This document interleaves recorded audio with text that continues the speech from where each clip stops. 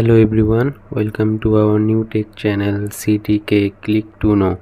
আজকে আমি দেখাবো কিভাবে ইনশট অ্যাপ দিয়ে আপনার ভিডিও থেকে অপ্রয়োজনীয় ব্যাকগ্রাউন্ড নয়েজ রিমুভ করবেন খুব সহজেই।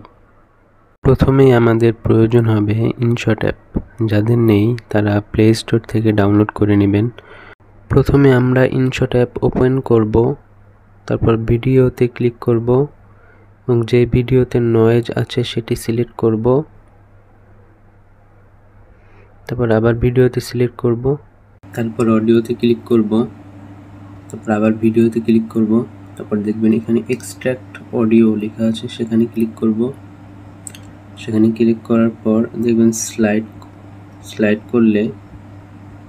করার পর দেখবেন ডিনয়েজ অফটাকে আমরা ডিনয়েজ অন করে দিব, তাহলে আমাদের নয়েজ রিমুভ হয়ে যাবে।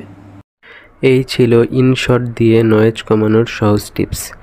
ইনশট ছাড়াও ক্যাপকাট এবং VN video editor mobile app রয়েছে, যার দ্বারা আরও সহজে ভিডিও ব্যাকগ্রাউন্ডের নয়েজ রিমুভ করা যায়।